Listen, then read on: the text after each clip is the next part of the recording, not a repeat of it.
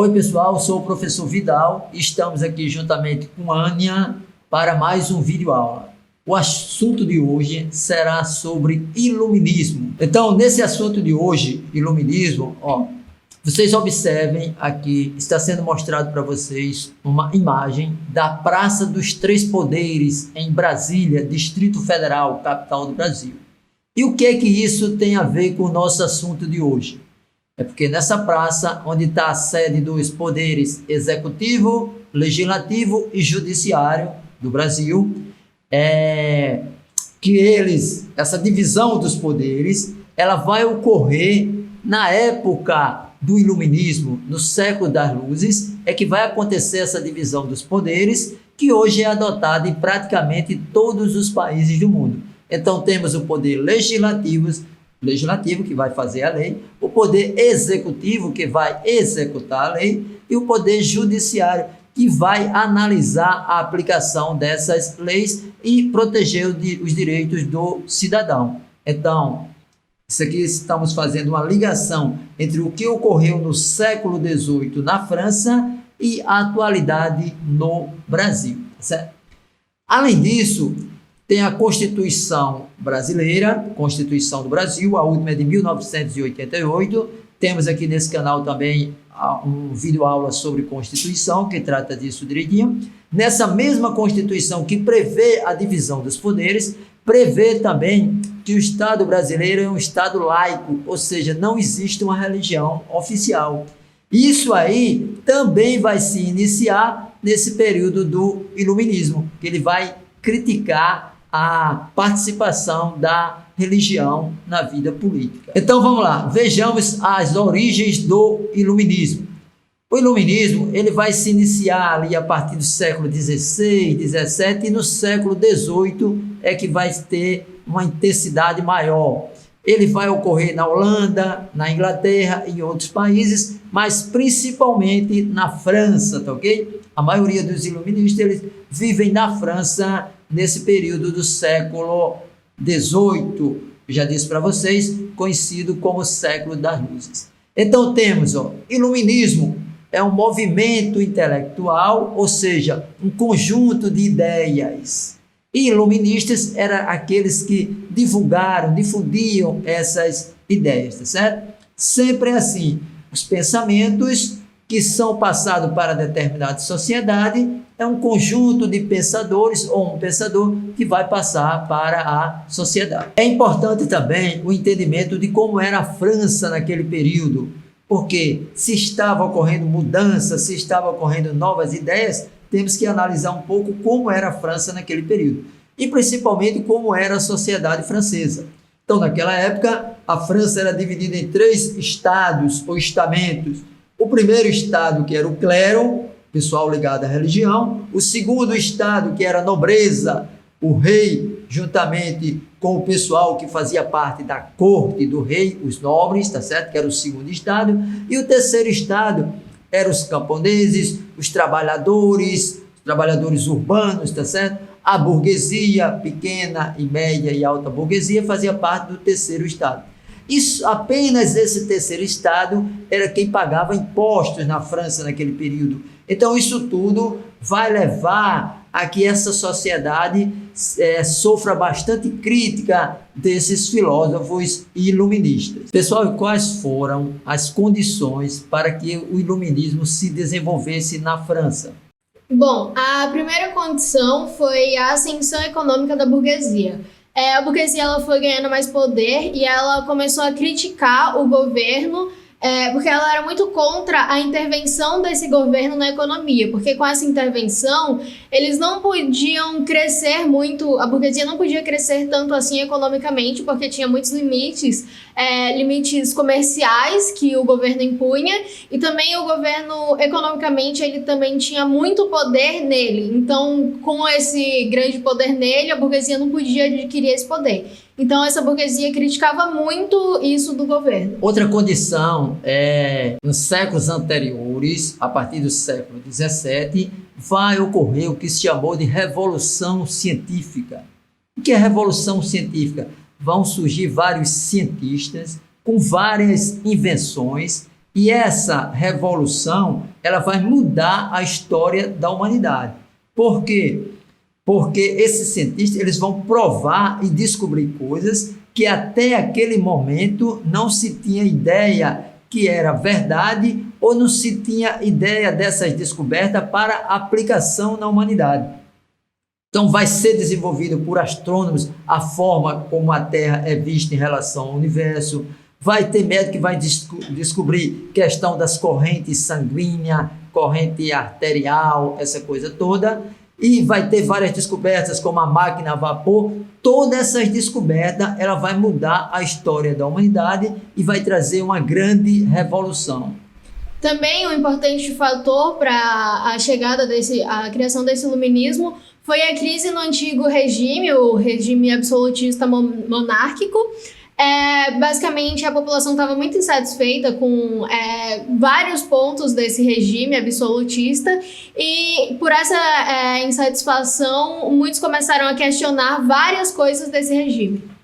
Então, como a Ania falou, né, esses iluministas, diante dessa situação que vivia principalmente a sociedade francesa, eles vão começar a fazer questionamentos, principalmente contra o regime monárquico absolutista e contra a intervenção da igreja, a participação da igreja na política e na influência que eles tinham, né, tanto o clero como a nobreza que eles tinham em toda a sociedade. E o pessoal do terceiro estado e o povo de modo geral, eles não reagiam, eles aceitavam tudo aquilo como verdade absoluta. Então é contra isso que esses iluministas, eles vão começar a fazer publicações e a questionar. Pessoal, é assim, o iluminismo é assim, como se naquela época nós estivéssemos assim.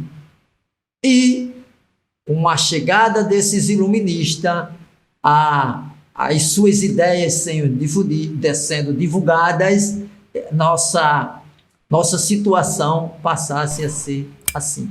Ou seja, saindo do mundo de escuridão para um mundo de luzes, de conhecimento, ok? E isso aí, esses iluministas, eles vão ser muito importantes, porque eles vão mudar o mundo, tanto na França quanto nos outros países, porque essas ideias iluministas, elas vão influenciar a independência dos Estados Unidos, Revolução Francesa, aqui no Brasil, Inconfidência Mineira. Então, todas essas revoluções e revoltas, elas vão ser incentivadas e elas vão ter características do iluminismo.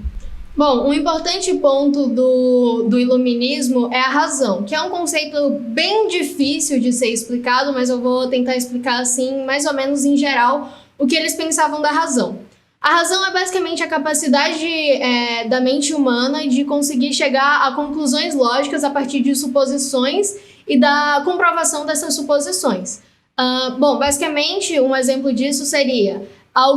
Você tem uma caixa na sua frente e alguém te fala que dentro dessa caixa tem inúmeras cenouras.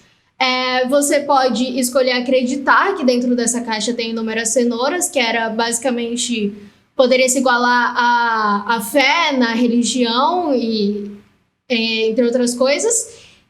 Mas você também pode escolher olhar para dentro dessa caixa e ver se realmente tem essas cenouras, que era o que o iluminismo ele buscava, de você questionar essas verdades prontas e sempre buscar a lógica e a razão. Outro exemplo aí dessa situação da razão, né, citada por Ania, em alguns livros consta que alguns filósofos, quando... vamos dizer, o pessoal ligado à igreja ou o pessoal ligado à nobreza fazia alguma colocação, alguns filósofos iluministas, ele questionava, prove que é assim. Eles eram muito baseados nessa comprovação, eles queriam provas, não só acreditar no que alguém falava para eles. Por isso que essa revolução científica que nós citamos aí, com a descoberta de máquina a vapor, de termômetro, de barômetro e várias outras descobertas, vai mudar e vai ajudar os iluministas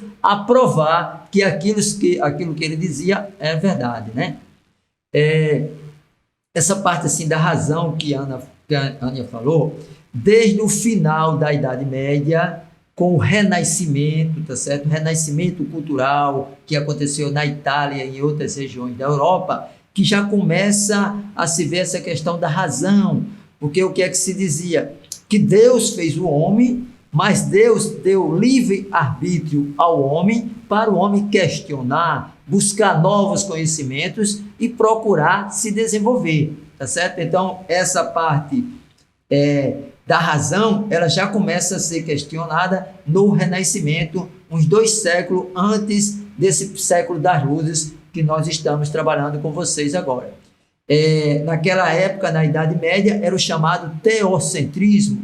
Deus era o centro de tudo. Com o Renascimento, vamos passar para o antropocentrismo, onde o homem passa a ser o centro. Não que aquele pessoal fosse ateu, não acreditasse em Deus. Muitos acreditavam, mas eles diziam que o homem tinha que buscar se valorizar e se desenvolver. Podemos dizer que o iluminismo ele rompeu com a barreira como as pessoas pensavam. Seus pensadores valorizavam a ciência e a racionalidade, a razão, como forma de eliminar a ignorância dos seres humanos sobre a natureza e a vida em sociedade. Bom, um importante percursor desse iluminismo foi o Immanuel Kant, que ele trouxe para a gente a ideia do que era iluminismo. O Immanuel ele acreditava que todos estavam num lugar de conforto e de aceitação do que vinha a eles, e ele queria que as pessoas saíssem dessa zona. Ele dizia que apenas quem tem coragem de sair dessa zona conseguiria chegar à própria razão. Também tivemos o René Descartes, que ele é o pai do racionalismo. Ele acreditava muito também nisso, de duvidar de tudo, de todas as coisas que chegam a você. Ele dizia que para você chegar a uma conclusão real do mundo, você precisava questionar tudo o que vinha, até mesmo aquilo que parecesse verdade, você deveria questionar para chegar a essa conclusão real do mundo.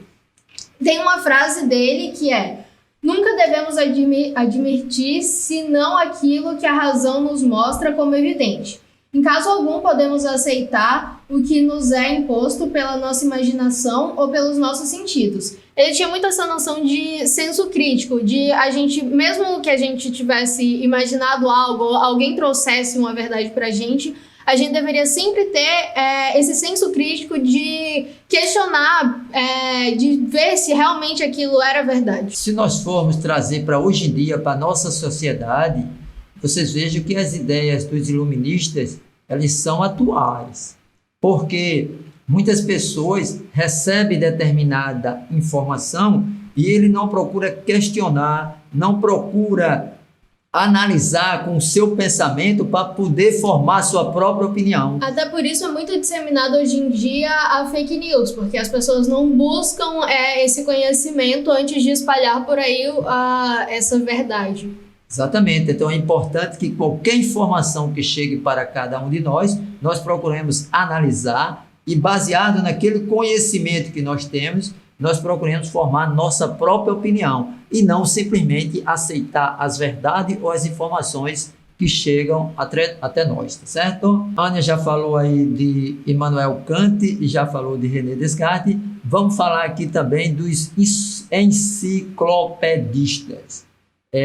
Vai ter 2 franceses chamados de Jean D'Alembert e Denis Diderot, que eles vão formar uma enciclopédia.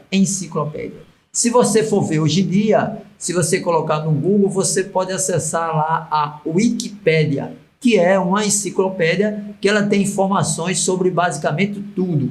E o próprio Google é uma enciclopédia, que qualquer assunto que você bota lá, você pode obter informações. Naquela época, no século das luzes, não se tinham essas informações via internet. Então, o que é que esses 2 filósofos fizeram, Diderot e D'Alembert? Eles, através dessa enciclopédia, nos documentos, eles conseguiram reunir mais de 140 autores, filósofos, cientistas, etc., e condensaram, consolidaram todas essas informações em um documento chamado de enciclopédia. E a partir daí, esse documento ele vai ser divulgado tanto na França como fora da França, que foi importantíssimo para a divulgação das ideias iluministas. Logicamente, o sistema da época, o sistema absolutista monárquico, ele vai combater essas ideias iluministas. Como até hoje em dia você vai ver que muitas pessoas não querem que, de modo geral, toda a população tenha conhecimento, porque a pessoa tendo conhecimento é uma das maiores armas que a pessoa pode ter. Com conhecimento você consegue questionar aquilo que é imposto a você, então muita gente não gosta muito dessa ideia. Então não esqueça, ó, Denis Diderot e Jean D'Alembert organizaram a enciclopédia, organizaram e publicaram a enciclopédia. Vamos ver aqui o que é que o iluminismo defendia. Claro que nem todos, porque alguns iluministas divergiam sobre alguns pontos também. Exatamente. Esse iluminista, eles eram praticamente unânimes em criticar a religião pela interferência na vida política, econômica e social. Sempre se basear na razão. E também criticava o antigo regime, né? Sim. O regime monárquico. Mas eles divergiam em algumas situações. Mas, de modo geral, o que é que o iluminismo defendia? Eles defendiam a igualdade jurídica, onde todos fossem iguais perante a lei, tá certo? Essa parte assim, essa igualdade, ela não vai ser conseguida de imediato. Até hoje em dia, sabemos que tem diferença entre ricos e pobres, como são tratados pela justiça. Também defendia a tolerância religiosa, porque naquela época o catolicismo ele era muito influente, então eles queriam que, mas ainda assim já tinha ali uma ideia de protestantismo, e eles queriam conseguir essa tolerância religiosa para que todas as religiões fossem respeitadas e não fossem perseguidas. Defendiam também a liberdade pessoal e social, né? Porque, vamos dizer, só quem tinha mais liberdade de fazer tudo o que queria, basicamente, era a nobreza e, principalmente na parte do clero, o alto clero, até o baixo clero tinha dificuldade. Então, eles defendiam essa liberdade pessoal e social para todos. Também defendiam, nesse ponto, no caso, o direito à propriedade privada. Alguns divergiam sobre isso, mas a maior parte defendia esse direito à propriedade privada, das pessoas conseguirem ter sua própria casa e não essa propriedade ser do governo e eles terem que só estar lá e aceitar. Eles defendiam que cada um poderia ter essa propriedade privada. E eles defendiam também um governo representativo, ou seja, a maioria deles já começa a questionar essa parte da monarquia e já quer outra forma de governo, que seria a república. Teria que ter uma república com representantes de todas as camadas sociais, não só representantes, como direito maior de tomar as decisões que vai afetar toda a população. Isso é muito a questão que eles queriam uma maior participação da população mesmo na política, porque a política era baseada só no que o rei queria e pronto. Eles queriam que a população também pudesse impor seus direitos, falar o que eles precisavam. Basicamente, pessoal, eles combatiam duas coisas. O antigo regime, ou seja, a monarquia absolutista, ele não queria de forma alguma. Alguns diziam que poderia ser uma monarquia constitucional, como já era na Inglaterra nesse período, uma monarquia parlamentar, mas não absolutista. E outros já queriam a ideia de uma república, para não ter mais rei, tá certo? Então, eles combatiam esse antigo regime, combatiam, como já falamos várias vezes para vocês, mas é importante que vocês saibam disso, a religião, a interferência da religião na vida cotidiana das pessoas. Muitos deles, a maioria deles, vamos dizer que eram cristãos, mas eles não aceitavam essa participação direta na sociedade.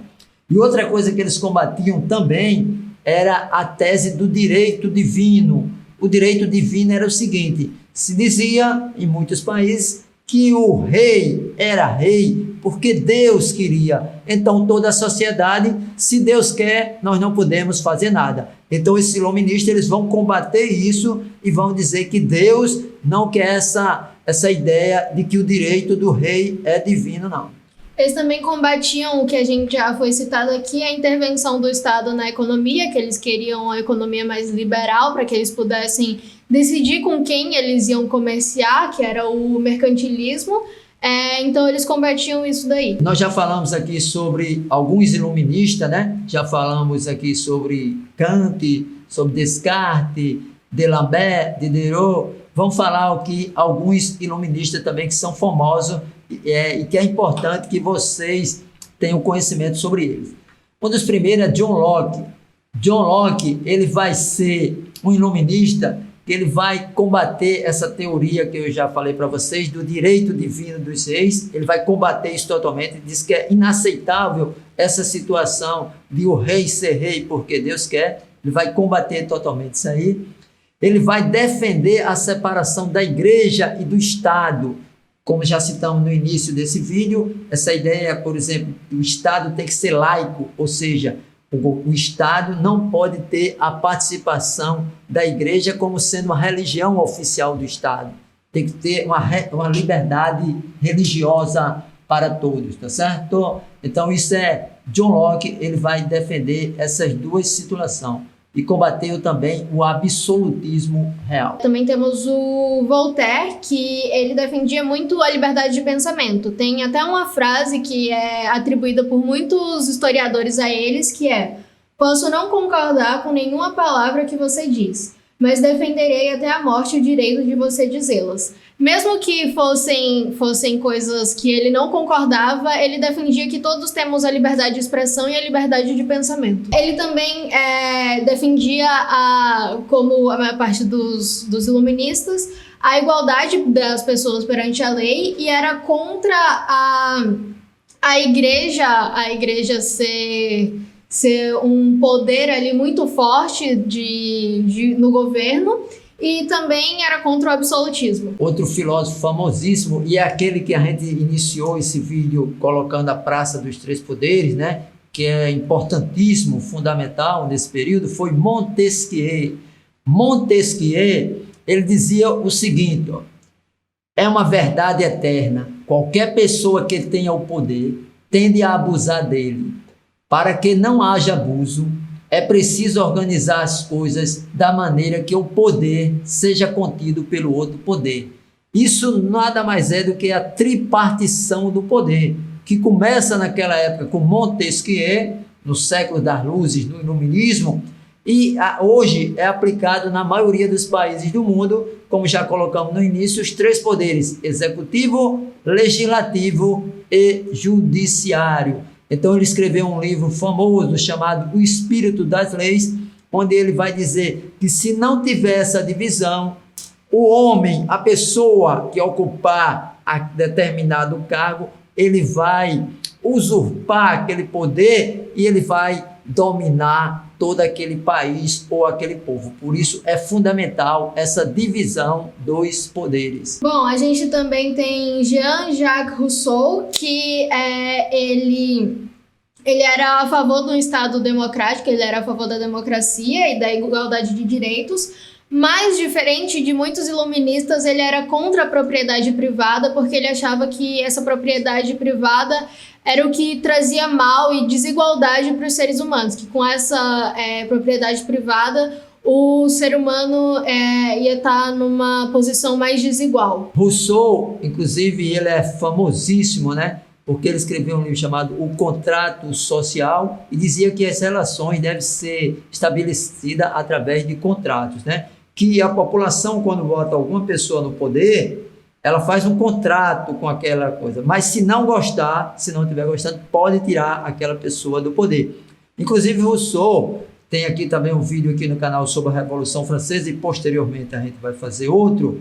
Ele, na época que Robespierre, no período chamado Regime do Terror na França, esse pessoal que eram os jacobinos que assumiram o poder, que eram o representante das camadas mais pobres, eles divulgavam muito essas ideias de Rousseau, tá certo? Que Rousseau, ele escreveu grande parte assim dos seus artigos, dos seus livros, defendendo o pessoal mais pobre, né? Tem até uma frase dele famosa que é: o homem nasce bom, a sociedade o corrompe. Por isso que ele tinha toda essa ideia também de propriedade privada que traria um mal para a sociedade. Nessa época do iluminismo, estamos vivendo na economia o que se chama de mercantilismo, tá certo? Nessa época. E alguns filósofos desse período, eles vão querer uma mudança para a chamada fisiocracia. Ou seja, em vez do comércio ser mais valorizado, como era antes, né? Mesmo com a intervenção do Estado, mas eles vão valorizar mais a terra, tá certo? A terra e o que se conquista através da agricultura, através da pecuária. Então, esse pessoal eram os chamados fisiocratas. E esse pessoal tem alguns mais famosos que ele dizia assim, ó, deixar fazer, deixar passar. Ou seja, ele dizia para o Estado não se envolver na parte da economia, deixar que a própria economia ela vai se levando e valorizando a terra. Isso é importante porque é discutido até hoje em dia, quando se discute direita e de esquerda, se discute essa parte da intervenção na economia. Depois desses fisiocratas, vai surgir um cara famosíssimo, que todo o pessoal tem que saber quando for fazer Enem daqui a um tempo. É o chamado Adam Smith. Adam Smith, ele é chamado de o pai do capitalismo. O que é que ele dizia? Ele dizia que o importante é ter capital mais o trabalho. Isso aí vai ser a riqueza da nação. O que é que ele dizia? Dando um exemplo aqui, ó. Ele dizia o seguinte, Adam Smith: se um açougueiro, por exemplo, ele está lá no açougue, está vendendo carne, compra um boi lá, mata o boi e está vendendo a carne, e mais pessoas começarem a vender carne em açougues, esses açougueiros não estão preocupados com a população, não. Eles não estão nem aí, eles querem ter o lucro, né, do capitalismo. Mas, quando várias pessoas começam a vender carne, isso vai fazer com que toda a população seja beneficiada. Então, essa é uma das ideias de Adam Smith, que é um dos precursores, chamado de o pai do capitalismo, que vai viver nesse período aí. Bom, depois de toda essa insatisfação da população com o governo e da crescente do iluminismo, surgiram alguns reis que eram déspotas esclarecidos. O que isso significa? Eram governantes que eram absolutistas, mas eles tinham ideias iluministas justamente para conseguirem ainda assim ter o poder para eles, mas agradar uma parte da população. Então, eles promoviam o fim das barreiras comerciais, eles apoiavam a assistência social às pessoas menos favorecidas. Então, tudo isso eles faziam, não necessariamente porque eles acreditavam, mas para satisfazer a população de certa forma. Entre esses exemplos de déspota esclarecido, nós podemos colocar Catarina II da Rússia, podemos colocar Frederico II da Prússia. O Marquês de Pombal de Portugal, que era o ministro na monarquia de Dom José I. Exatamente, que o Marquês de Pombal vai ter grande influência aqui no Brasil. Várias decisões que ele vai tomar vai afetar a situação aqui no Brasil, tá certo? Então esses eram alguns dos déspotas esclarecidos. Pessoal, então passamos para vocês aí, nesse vídeo aula de hoje, algumas ideias do que é o iluminismo.